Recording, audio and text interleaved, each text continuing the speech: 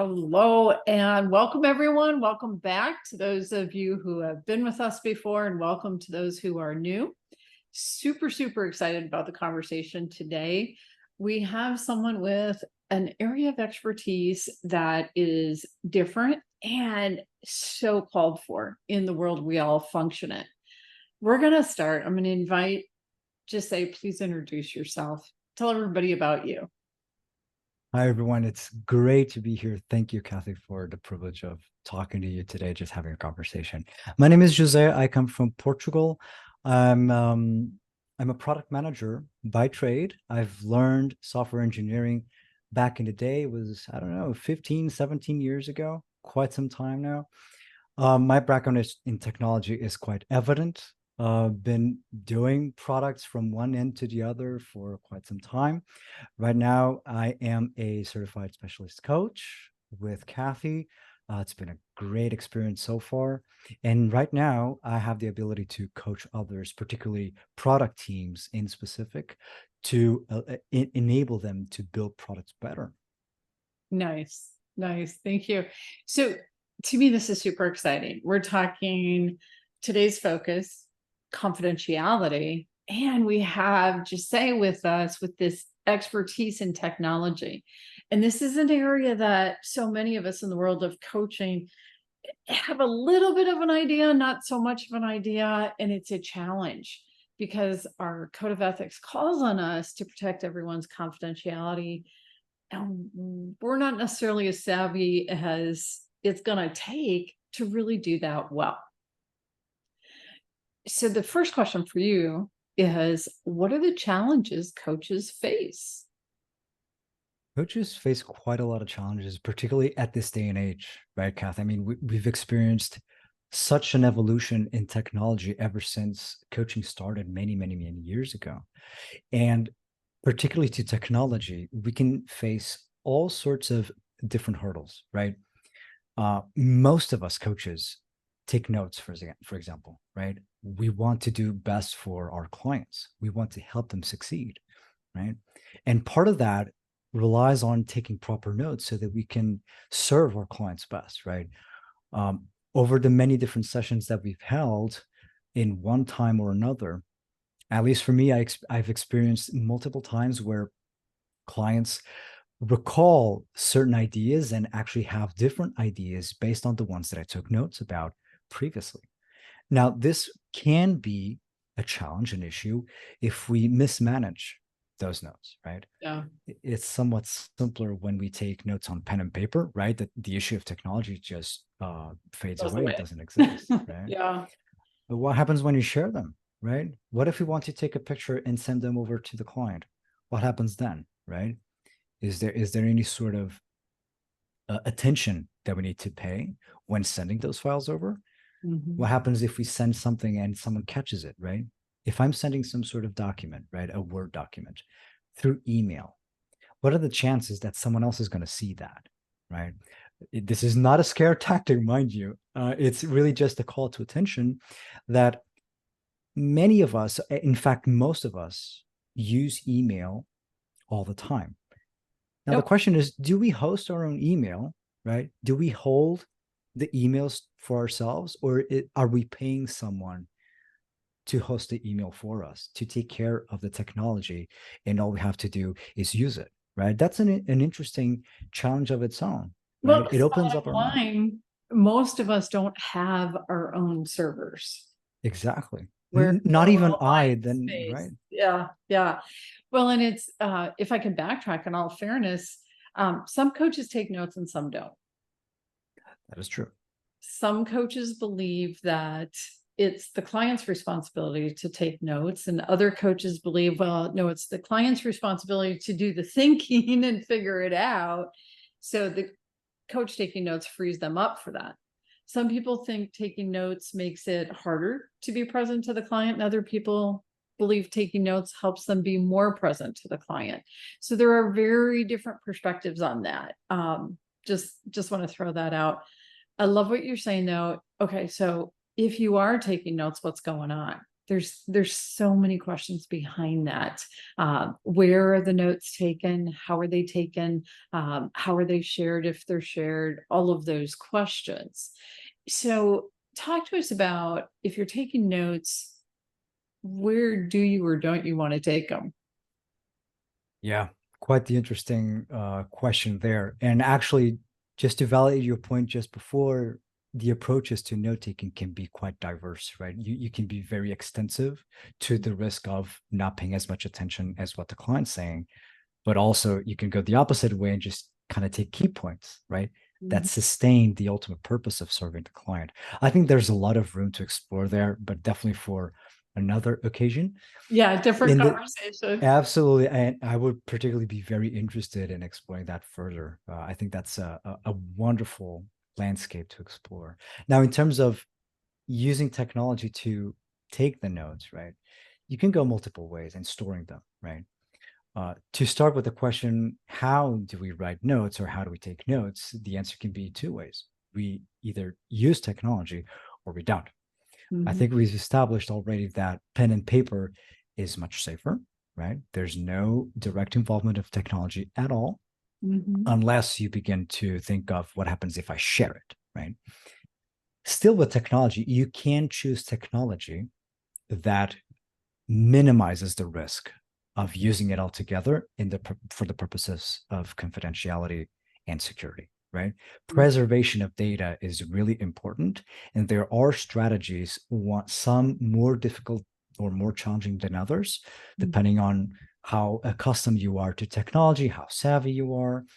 There are simpler options and more complicated options. The threat model is very important to assess, right? Mhm. Ultimately, coaches are required to be compliant with confidentiality, preserving the client's relationship with us and with the data that is generated, right? We don't want to risk a client uh, all of a sudden realizing that their data is not safe, and therefore the outcomes of a coaching engagement all of a sudden fall short, Yes. right? It's very important that we nurture that relationship based on trust, and confidentiality sustains that trust. Very important. Yeah. Well, and it's interesting because for coaches that are working internally, they're an employee of the organization, they're coaching someone else in the organization. I think this challenge is elevated. They're very accustomed to, okay, well, this is part of my job. I'm at work, I have a work computer, and that's where, I do everything I do. And of course, the challenge comes up if you're using a work computer, it's owned by somebody else, it's controlled by somebody else, and everything on there belongs to somebody else. So now you're not protecting confidentiality. And, Exactly. in one answer is, okay, so use your own device, bring your own laptop or your own iPad or whatever, and have that. Some companies, depends on the policies, you can store things on a thumb drive. Yeah. Um, so there are different options and places. You were sharing a place for doing notes that you use. There are many different options for taking notes altogether. Just to start with the topic of taking notes, right? You Uh-huh. can go as simple as the standard Windows Notepad application, right? Uh-huh. It's really lightweight. All you have to do is start writing. It doesn't connect to the internet. It doesn't save unless you tell them to, right? It's bare bones, and it does the job rather well. All you have to do is start writing. Mm-hmm. It's amazingly simple and amazingly competent at what it's meant to do. Writing stuff down, period. Mm-hmm. No sharing, no backing up, nothing. It's your own responsibility. That's a really good approach. For me, actually, I tend to use that for certain quick scratch pad options. And for coaching in specific, it's probably the second best option that I have. Go figure. Okay, second best. So what's your best option? The one that I enjoy the most personally, it's called Obsidian. You can visit it at obsidian.md. It's a more sophisticated version of note taking, right? It allows you to have a central location, a central folder that's in your computer. No syncing unless you tell it to, but by default, it doesn't require you to sync any notes. stays on your machine, and it's very powerful. It has formatting. It allows you to connect different parts of your notes. It's really interesting. Really encourage our audience to check it out if they want a richer experience in note taking.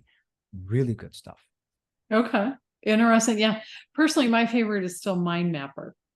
Oh, for mind maps. Okay. Yep. Yep. You buy the software, you install it on your computer, and it stays in your computer. It doesn't go anywhere else. Yeah. And I love the ability to take notes in the mind map format and then convert them to the outline to share with clients. Yeah. And mind mapping works for both the coach and the client because of the constraint of key points, right? It's a tree of ideas. You really have to stick to the ideas. Otherwise, you'll lose your train of thought. And the software even might go against you. So might as well just play the game and just go really short, really the essential ideas. It works absolute wonders. You can then cross-reference the different ideas. Really works too. Obsidian, by the way, has that too. Okay. So Obsidian, Mind Mapper, OneNote, pen and paper. One particular caution for OneNote. I don't know if you were talking about Notepad as we were Oh, talking before. Notepad. Sorry, that's what you said. There you Notepad. go. Actually, I'm glad that you bring that up, Kathy, because OneNote, if our audience understands, it's a product from Microsoft, right? Microsoft offers OneNote to their users. Now, there's a caveat there. Unless you specifically tell OneNote to save the files locally, by default, it's going to back it up into a central server. Mm-hmm. The moment you do that, you lose control of confidentiality. Yeah. It's not confidential anymore. Actually, I was thinking about a saying here, and that is if it ain't home, it ain't yours. And if OneDrive by default sends it away, it's no longer private. Yeah. So glad that you brought that up. OneNote and OneDrive in particular, that allows you to connect all of the different devices you have into the same Microsoft account, Mm-hmm. they will access it. Yeah. Isn't that scary? It's such a simple thing. We don't think about it. We just save a document and all of a sudden it's on the cloud without us even realizing it. Exactly. There's a reason why journalists and certain groups that have a threat model that's high enough to use software that is encrypted by default, right? We have applications like services like Telegram or Signal.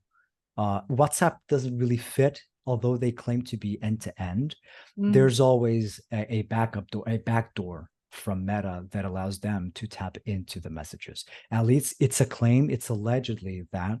So I might as well err on the side of caution and use something that is attestedly fully safe, fully encrypted, end to end with no third party involved. Telegram and Signal, both of them are excellent.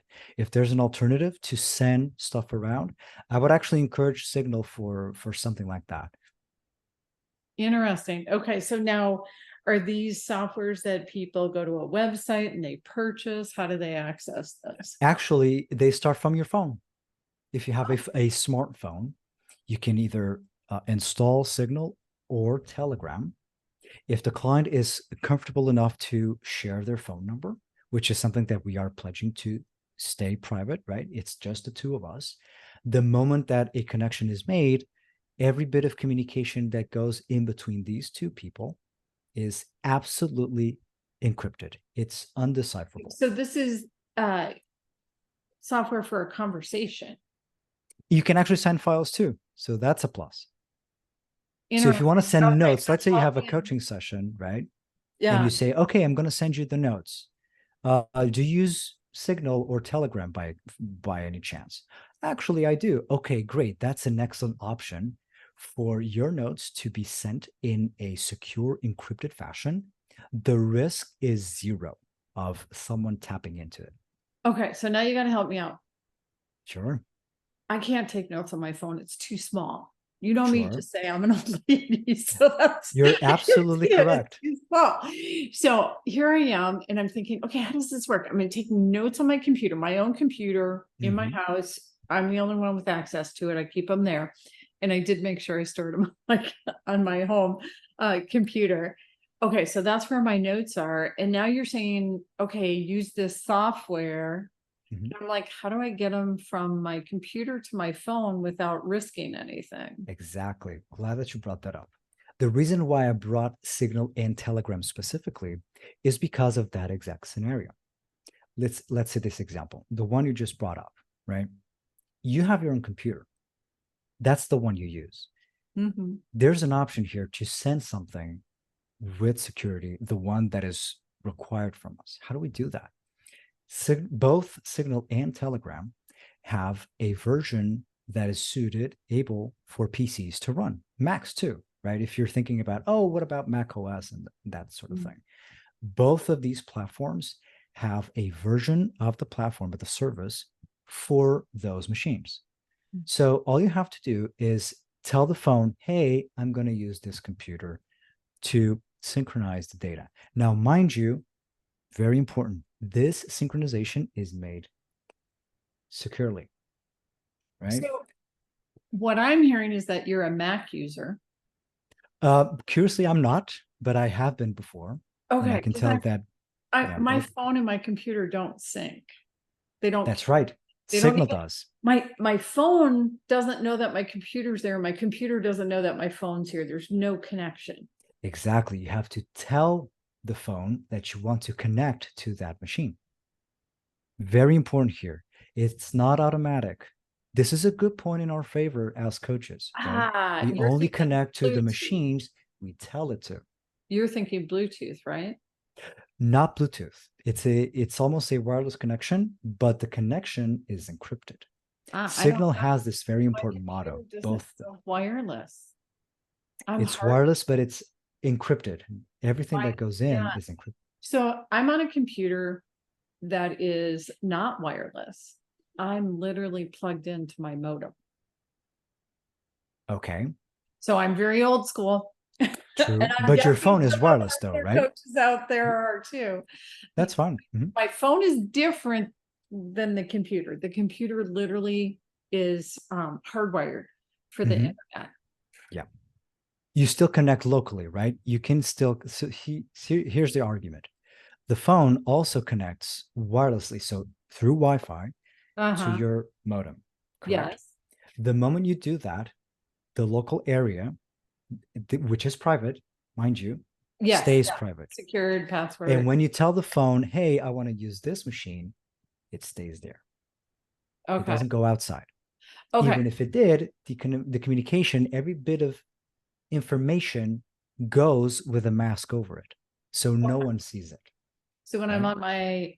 on my internet, my phone can still access my computer because my phone uses the internet through the modem and my Mhm. computer's plugged into the same modem. Yeah, only Signal though. This is very important, right? Okay, so Because signal. if we say that by default everything that goes in between the phone and the machine, Uh-huh. right? That's not the right assumption. The assumption is Signal alone, right? The app on the phone Uh-huh. communicates directly to the Signal app on the machine.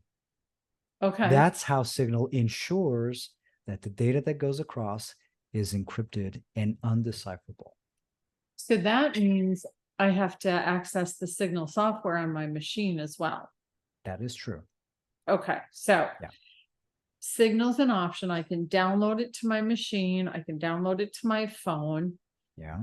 Is it expensive? Is it inexpensive? It's absolutely free. Wow. It is Okay, absolutely so free. There's a reason why now we're getting journalists use it. option coaches. Now we're talking options, right? It's a definitely great option, especially because remember, historically, Kathy, how most coaching was done through the phone.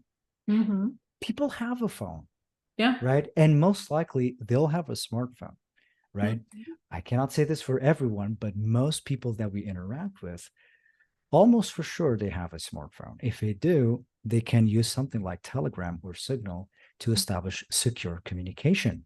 And Mhm. if there's, let's say you have pen and paper notes, all you have to do is hook up your phone, take a photo, send it directly through Signal. Job done. If you take notes on your machine, your Windows machine, your Mac OS machine, your laptop, you connect Signal in the machine, Mhm. drag and drop your files, and there you go. Job done as well. It Lovely. is super simple. Okay, so let's summarize for everybody. Some coaches take notes, some don't. For those that do, the question becomes, where do you take them? And then are you sharing them, yes or no? So we talked about, in terms of the where, if you're using a computer, an iPad, some other device, that it be yours, that you own it, you control it, nobody else has access to it, etc. Then we started talking additional options. So one option is thumb drive. Um, Yeah. Having a thumb drive that you can plug into your computer, and all the notes are only stored on the thumb drive, and that thumb drive goes with you. So if you're working from home and other family members access your computer, that becomes a great option. Sure. Some workplaces you can do that and some you can't. Depends on what the company policies are. So if you're using a company device, if a thumb drive can be an option, if you can plug a thumb drive into your company computer. Now, if you can't plug a thumb drive into your company computer, other than pen and paper or your own device, are there options for using the company's computer to take notes where they're not stored on the company computer? That's a really difficult question. Actually, even for me, I was listening to your argument. I was asking, is there even a reason to access notes from the work computer? Of course there are. I mean, if you're being coached at work, let's say your boss comes to you and says, "We're recommending you to be coached by some external coach." Let's put that example up there, right? The Mhm. first thing that coaches do is establish that sense of trust through confidentiality. We usually say, "Where's your personal email address?" Mhm. Why? Because it is their prerogative to choose where that data goes into. Mhm. If they know that their work address is, admissible for the company to access, right? Because it's their also their prerogative. Whatever goes into the work address, they can access it. It's their prerogative. That's the correct assumption here. What Mhm. happens then, right? What if the client is being coached to improve their work relationships? What if they're being coached to be more productive? What happens then, right? Mhm. It's really tricky. Really is tricky. Yeah. Well, so that's an internal client and external coach. I think it's even more challenging if the coach is also internal. Ooh, you're right. What about that? Where can they take notes? And there's even the added bonus that you don't even control whether both coach and client are in the same spot, physical location. Right. There are instances where they do share a location. That becomes relatively simple, right? Mhm. They're there, they're having the conversation somewhere that's devoid of any sort of computers or anything. They could Yeah, just they talk can it use out. paper and pen and Yeah. kind of. Kathy, actually, I prefer that sort of approach. I've had a client before. It's so much for me personally, I find it much more enjoyable to just be physically close to the person. It adds that Interesting. element of, connection, of Interesting. empathy. Yeah. Yeah. Yeah. No, so in our code of ethics, we talk about, as we said, confidentiality. Then we have what are called ethical insights and considerations. And that's just additional information for us to be aware of in terms of the code of ethics.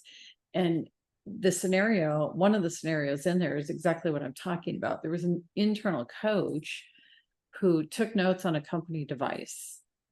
And the client's manager came to them and said, I want to know what you're talking about. And the coach said, well, it's confidential. I can't share that with you. The manager went to the IT department and said, get me the notes off that computer. Well, the manager was within their rights. They had the authority to do that. The IT department, their rules, they had to be responsive to that manager. So they got the notes off the coach's computer, gave them to the manager. Confidentiality was violated. Who was it Yeah. violated by? The coach, because the coach had the notes in a place that they did not own and control. Yep. That is correct. So that's where it's okay. So if they're internal, how can they take notes on a company device? Is that even possible? And we talked about the thumb drive. Oftentimes that's not an option. There are different cloud-based tools. The question becomes, how are they accessed and what's accessible by the company? So if the coach is internal and they access this platform on the cloud, can the company get there too? Yeah, that's the worst part, because most companies adopt their own cloud, right? Their own cloud service, right? Some people use Google Workspaces, formerly known as the Google Suite. Some others, most companies use Microsoft's services, right? The Exchange service, the Outlooks, and all of that. That's already a big no-no for us coaches, right? Because the moment we try to write something down in the machine, and if we use some sort of cloud service, it's theirs. It's not ours anymore. It's not the client's anymore. Done. Yeah.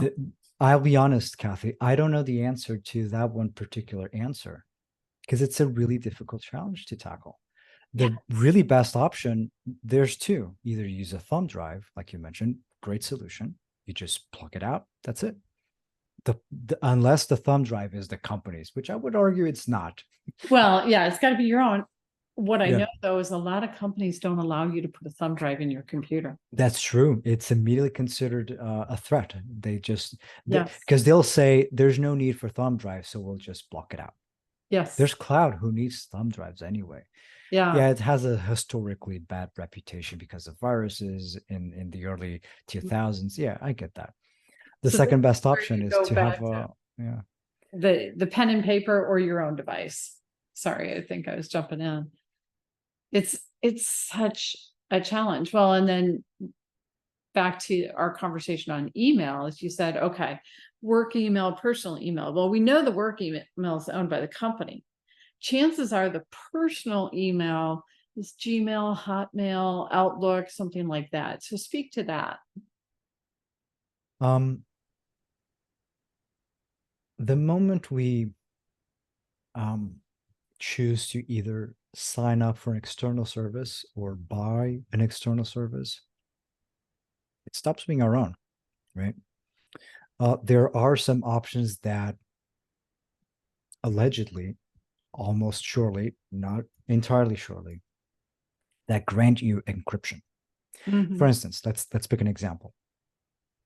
I have my own server, right? I have a website. I put my stuff in there in that server.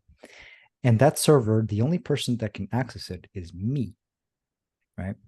There's privacy policies in the service provider that I have that prevent them from accessing it. I chose the password myself, mind you, to just get it over with, right? Only I have control over it. Still, there's a shred of doubt within me that says maybe there's a chance that they'll access it regardless, right? Because if you think about it, a computer, what does it have? It has a processor, it has memory, it has storage. It's the same thing with servers. They have processors, they have memory, and they have storage. What happens if they take the storage out? They just say, okay, this is mine. I'm just going to abuse it. What happens? So it's always a risk when you leverage technology for practicality, right? Sharing notes online. It's always a risk unless it again, if it ain't home, it ain't yours. That's the massive here, the predicament. Yeah. So for instance, for me, particularly to share notes or share information overall about my coaching practice, I tend to choose local solutions, right? The website is not really a given, right? It's fairly low to no risk, right? The website information is meant to be public, but the information that I draw from the client's experience, right? The coaching engagements, that stays within me, very close to me, right? Yeah. I don't personally use thumb drives, but I have backups. Yeah. The way you said it, just say, if it isn't home, say that again. If it ain't home, it ain't yours. Yeah. And so what you mean by that, if it's not stored on your personal device that's only accessible by you, then it's not yours. And you're even bringing up with your own server that question, can somebody get in there? And of course, as soon as we're tied to the web, we run that risk. We see that. So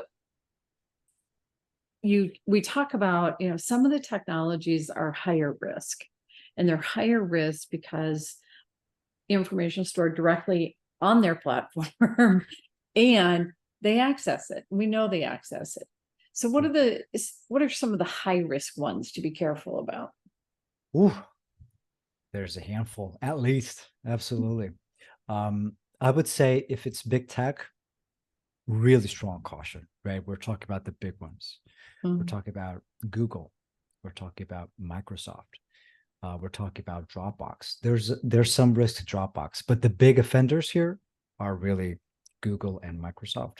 Skype is a product of Microsoft, for instance, if we're talking about communication, right? Big no-no, right? If Mhm. you're using backup solutions that resort to the cloud, definitely avoid these. Yeah.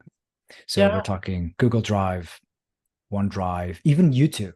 I think, Cathy, do you remember when we were talking with a colleague that was sharing YouTube videos or videos over all of the recordings of the session? The client asked for it, and they said, well, it's going to go up somewhere. I had to share it with you. What's it going to be? Right. And there's also options for that. There's YouTube, which is a big no-no too, because it's owned by Google. It could be Vimeo. It could be some other cloud provider. Again, the same predicament comes up, Yeah. right? It's out there. It's not the clients anymore. It doesn't stay private for long. Yeah. Now you mentioned, so of course we're all sitting here going, oh my gosh, what do I do? I've got to have a way to function and do these things. Absolutely. Yeah. So what are some platforms that you recommend? There's good news indeed, Kathy, and let's make sure that we end on a positive note here with our audience. Really important to know there are solutions. Again, some of them are simpler than others, that's for Mhm. sure.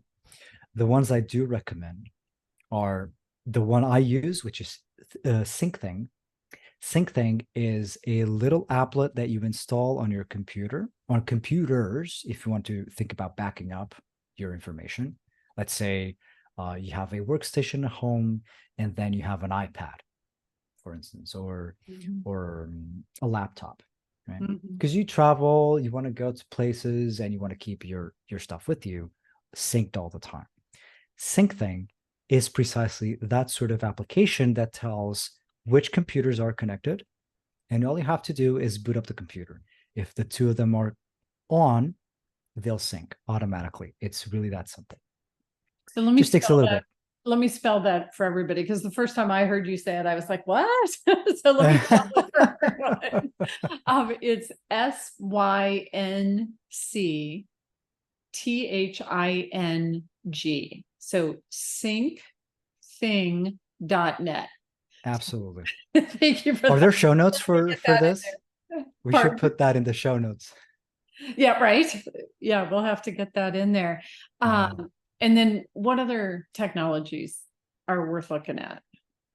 Well, we've talked about thumb drives. I think those are tried and true. If you have the ability to use a thumb drive, it's really inexpensive, like $10 Uh, or even $5. You yeah, can and you get a really mentioned small, yeah. Signal. Signal, yes. Signal and Telegram are great communication devices, right? It Okay. has the added bonus of you can take it on your phone, right? It's really portable.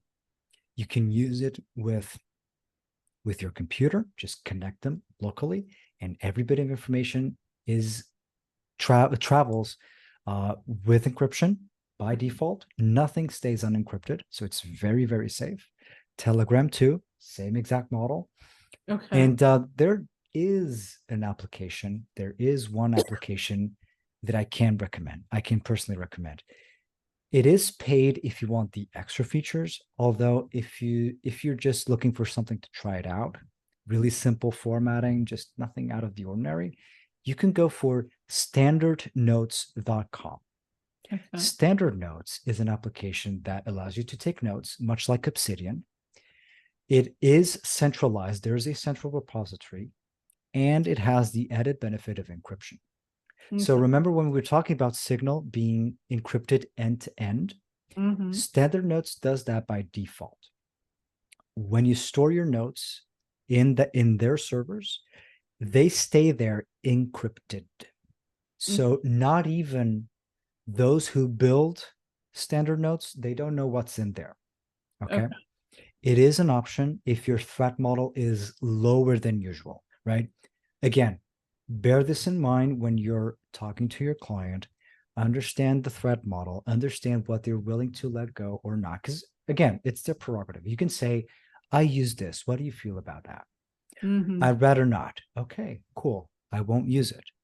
If they're okay with it, it is still a significantly more secure option than, say, Google stuff or Microsoft stuff. 100 times better. Yeah. So I think really the overarching message is we can't protect 100,000%. We just can't. At the same time, we can do a lot to increase confidentiality, to protect information, protect notes, etc. So, what are your tips to the people listening in terms of technology and confidentiality? Yeah, really important stuff to take care of us, right? I think one of the big key points here, right, is to and by no means this is a you know I don't want to downsize everyone or anything like that. I think it's just a really statement of commitment of our own. If we're going to be ethical, right, we might as well be literate about the options we have. Yeah. So gaining technological literacy Mm-hmm. becomes ever so more important, right? Yeah. And this doesn't mean to just know everything, right? There are a couple of steps. The first thing is knowing your options, Mm-hmm. right? Going to the website of whatever platform you're trying to use and ask these providers. If you're, let's say you're going for standard notes, right? That option that I brought up last, if you're that concerned about privacy, about confidentiality of the data, encryption, ask them. Mm-hmm. Say to them, hey, I'm a coach. I'm planning on using your service. What does it take for me to have this level of trust that the data that I put in there stays encrypted, stays safe, and is subject to no breach? Right? What are the guarantees that you'll give me that you won't be able to see what I type down the application? Yeah. Their responsibility is to inform you. And if that is a good if they give you a good response, it actually plays in their favor because their business model is you have loads of options, you pay for what you get. If you want a simpler version, sure. As long as the aspect of security, confidentiality, and encryption stay there. It's supposedly their motto, so they might as well, live up to their claim. So, regardless of whatever platform you use, whatever product you use, ask questions. What guarantees do I get to uphold my responsibility to my clients? I personally know for sure that the solutions that I use are 100% secure. Why? Because they never leave my house. It's as simple as that. They don't leave the house. Yeah. Yeah. No, it's interesting because there's so many coaching platforms out there, so many different things that are promoted to all of us as options and services. And yet that doesn't mean they're okay and safe. Exactly. Or even that it's only if somebody hacks them or decides to go in there, because a lot of those get combed regularly as a matter of process. True. So it's interesting. Okay, so becoming literate in terms of technology, not necessarily an expert, simply literate, starting to pay attention, have the conversation with your clients. That's And another step. Yes. yeah, I don't think we brought it up, but yes, absolutely. It's probably even more important, perhaps, than to choose or to be informed about technology. It's about how to use them with your client, discussing those options with the client. Hey, I have options 1, 2, and 3. Which one do you choose? This one has a different take on confidentiality or privacy or encryption. This one has a different set. This one has a different set. Which one are you most comfortable with? If you're coaching someone who has a high threat model, whatever they're going to discuss with you is highly sensitive to them, you might want to have a different option that it's probably the less orthodox, right? You might as well just not even take notes at all. Right. I think we ought it to ourselves and to our clients to have multiple different tools in the box, right? If it's something that's less threatening, right? The threat model for them is fairly lower. Maybe there's a chance that they're willing to say, okay, I accept this option. Yeah. Because it's a trade-off, right? If you want something that's more comfortable, let's say you're using some sort of assessment that requires information to be put out there. If you're using an assessment from, let's say, CCC assessment, right? It's out there, it's public. If you're going to take that assessment, it stays in the cloud. Have you thought about that? So, Yes. bearing in mind this sort of You trade take off. the assessment and yeah, the report is sent to the coach, the client, that kind of thing. Exactly. Yeah, the information out there. And even which email they have, because you were talking earlier, like the big ones, Google. Okay, well, if somebody's using Gmail or they're using Hotmail or AOL or Outlook, that kind of thing. So that platform is owned and controlled by someone else. Um, so there's risk involved. And to that end, and I know I realize we're out of time. To that end, it's okay, let's at least have the conversation with the client. What can we do? Can we password protect? Can we at least take some steps to decrease the likelihood of that information being out there? Absolutely. And that it's a good thing that you brought that up.